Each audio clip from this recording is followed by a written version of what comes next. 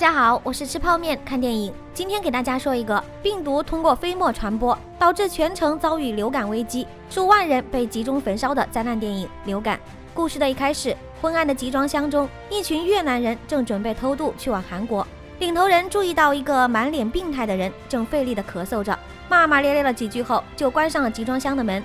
画面一转，韩国的2名街头人冒着大雨摸黑开始破拆集装箱。他们俩是一对亲兄弟，弟弟是被哥哥威逼利诱来的，因而一开始连口罩都不太想戴。等到门被打开后，一股恶臭让兄弟俩差点吐了出来，喊了几声后，里面一点动静都没有，这让哥俩不禁慌了。借助手机微弱的亮光，眼前的一幕让兄弟俩倒吸一口凉气，所有偷渡者全都东倒西歪，没了气息。胆小的弟弟吓得连连后退，哥哥让弟弟赶紧拍下这一幕，毕竟也是要向老大交差的。突然，一只手抓住了他们的腿，竟然还有一名幸存者。哥俩赶紧带着这个幸存者驱车离开。天亮后，弟弟的脸色开始不太好。哥哥听到后车厢一阵响动，从后视镜看过去，幸存者竟然偷偷跳车逃走了。哥哥赶紧下车追赶，可茫茫车流中，幸存者早已跑远了。跌跌撞撞中，他开始逐渐靠近居民点。身体越来越不好的弟弟咳嗽不止，来到药店买药。在这个到处坐着人的店里，弟弟那带有病毒的飞沫开始四处传播，第一批感染者就这样在不知不觉的情况中出现了。好心哥是一名消防员，这天的他奉命去救车子被悬在半空中的司机。打开车门后，女司机大漂亮姣好的面容让他有些心动。好心哥赶紧要抱她出去，先解开裤腰带呸，安全带再说。可一不小心，好心哥弄坏了大漂亮的短裙。无奈之下，好心哥只好把自己的外套给她先凑合遮一下。在拉住她的那一刹那，车子掉了下去，抱得美人归，营救成功。任务完成后，好心哥还一直对大漂亮念念不忘，还想着对方肯定会给自己还外套的，到时候一定得要个电话才行。第二天，大漂亮果然来了，欣喜若狂的好心哥还特意打扮了一番，结果外套洗都没洗就送来了，而且大漂亮还另有所求，那就是帮他把车子上的包包给拿上来，里面有很重要的资料。好心哥表示了拒绝，大漂亮一意孤行，非得去，还一不小心裤子都摔破了。好心哥生无可恋，这都是些什么牛鬼蛇神？不过为了自己未来的幸福生活，好心哥还是冒险下去取包了。刚返回车内，包里的电话就响了，原来是大漂亮的女儿小美丽。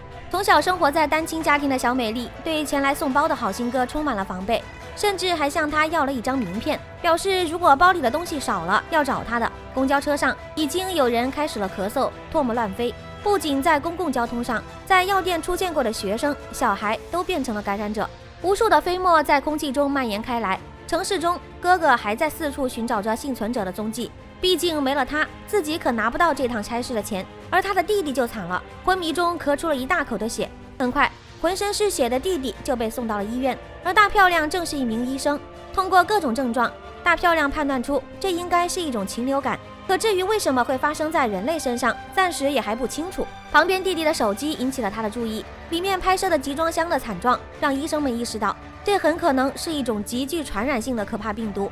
面对医护人员对集装箱的疑问，哥哥始终不愿多说一句，根本没意识到事情已经十分严重的他，开始要硬闯弟弟所在的隔离室，无视医生们的阻止就冲了进去，还把弟弟身上的血到处乱摸。整个隔离室一片混乱，被拽到地上的弟弟已经不行了。这边小美丽拿着食物准备去地下停车场喂流浪猫，正好那个幸存者也躲在那里，他捂着嘴巴不敢吭声。但就在小美丽差点就要被车撞到的时候，善良的他还是忍不住出手救下。病得很厉害的他不愿将病毒传染给小美丽，慌忙跑开，可因为实在太饿，还是吃了小美丽原本给流浪猫准备的食物。两人用蹩脚的英文很聊得来。幸存者自称孟桑，小美丽让他想到了远在家乡的妹妹。看到孟桑咳嗽不止，小美丽让他在这里待着，自己去找人帮助他。而医院那边相关人员正在介绍病情，表示越南那边曾出现过，身上出现红斑是最初的症状，这种病毒很明显在集装箱发生了变异。护士来报，又有几名有着同样病症的患者被送到医院，情况十分危急。城市中各个行业的人开始不停地咳嗽着，丝毫没有意识到一场可怕的灾难正在城市中上演着。小美丽找来了好心哥，不过孟桑已经离开了这里，因为担心小美丽一个人有什么危险，好心哥只好陪着她一起找以为叫孟桑的流浪猫或者流浪狗。另一边，集警方那边已经找到了集装箱的所在地，有不少记者堵在集装箱门口拍照。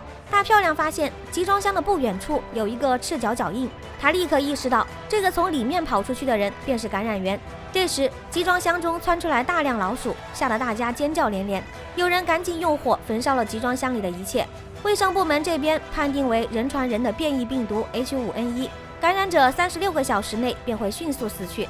一名医学博士站出来表示，这将引起大规模的疫情，建议相关部门必须立刻封锁彭塘区。此言一出，相关部门的领导们立刻是满脸的不屑，认为博士只不过是在小题大做，区病毒而已，有我棒子国搞不定的。快餐店里，好心哥正带着小美丽吃着汉堡，在得知大漂亮和远在美国的丈夫已经离婚后，好心哥难免一阵窃喜。突然，小美丽开始咳嗽起来，精神状况也开始变得相当不好。好心哥抱着昏睡的小美丽准备去医院的时候，看到有人突然昏迷，即将遭遇危险。出于职业习惯，好心哥将小美丽放在长凳上，赶忙跑去营救。但这名妇女很显然已经被感染，咳出了不少的血。卫生部门的研讨会那边，大漂亮带来了集装箱里的视频资料，看到了唯一的幸存者孟桑的模样，但相关部门却始终拒绝封锁城市，甚至开始质疑起大漂亮的居心。争论之时，楼下响起了爆炸声，大家来到窗边一看，街上的交通已经一片混乱，四处都是交通事故。与此同时，城市中的所有医院都已经人满为患，甚至有不少的医护人员都已经被感染吐血。刚刚还嚣张跋扈的议员们这下也慌了，纷纷开始通知家属们往外逃。原本有机会乘坐直升机离开的医疗研究组成员大漂亮，因为小美丽现在还在外面，她不得不选择留下来先找到女儿。总统听闻此事也匆匆赶来，总理表示市民的恐慌也要重视，旁边的医学博士也提议要让市民知道感染途径，加以预防。消息一传出来，超市中开始出现大面积的哄抢。大漂亮在超市中找到了好心哥和小美丽，此时武装力量已经对这里采取强制封锁，人们拼命想办法逃出去。跑在后面的大漂亮被人死死拉住，眼看就要被落下的卷闸门拦腰斩断，好心哥眼疾手快，用购物车挡住，在门被落下的最后一刻救出了大漂亮。这时博士打来电话，表示最后一架直升机马上就要来接他，大漂亮要带着好心哥一起离开。可好心哥表示自己是消防员，救人民于危难之中就是自己的己任，让他们母女先走，自己留下救人。好心哥用灭火器和腿轮番上阵，怎么也弄不开门。这时他的战友过来了，有了工具的帮助，里面的人被顺利救出。大漂亮这边刚刚通过绿色通道，准备登上直升机的时候，小美丽的咳嗽声引起了检查人员的注意。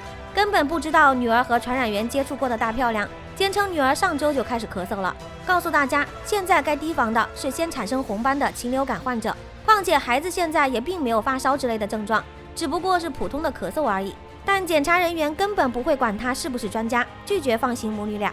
年轻的士兵们硬着头皮签下生死状，戴上防毒面具，开始挨家挨户的搜寻市民，不由分说通通带走。电视上，总统宣布建议建立大本营，分成已感染和未感染。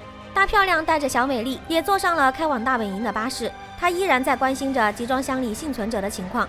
如果这个人依然还活着，那就说明这个人有抗体，是灾难唯一的希望。收容所中，男性和女性将分别接受检查，身上是否出现红斑来判断是否有被感染。此时美国方面也派来了直接掌权人员，宣布就算是未感染人群也要隔离48小时后，经检查后才允许被放行。医学博士提出反对，毕竟这种集中营方式会让很多未感染人群被传染到病毒，感染速度会急剧上升。但议员那边却坚持宁可错杀1000也不可放过一个的原则，一个人的力量实在有限，博士只能愤然地退出了会议。大本营里一阵骚乱，掀倒了男女之间的隔板。原来好心哥也来了这里。大漂亮在给小美丽扎头发的时候，赫然发现了她耳后的红斑。身为母亲的她顿时慌了，她不能让女儿独自去往感染区。这时前面的那个哥哥在收容所里大肆搞破坏，趁着大家的注意力都在那上面的时候，大漂亮悄悄抱起小美丽，将她轻轻地推到了负责检查的医护人员身后。只有这样，女儿才可以躲开检查，和自己待在一起。正如大漂亮所料，一切进展的都十分顺利，母女俩成功进到未感染区。同样进入到未感染区的好心哥一直在寻找他们俩的身影，好不容易找到他们，大漂亮直接把小美丽一把护在了自己身后。她不能告诉好心哥自己的女儿已经被感染，但下意识的又不想好心哥被女儿传染，决绝的拒绝他的一切帮助。留下身后一脸蒙圈的好心哥。另一边，一个老人因为不满自己的不公平对待提出抗议，谁知换来的却是棍棒相加，身边人群一片哗然。军官更是叫嚣，从现在开始不允许有任何问题，否则这就是例子。一腔热血的好心哥走上前想要和对方理论，可话音刚落，一把手枪就顶在了自己的脑门上。一名壮汉小胡子走出来制止了这一切。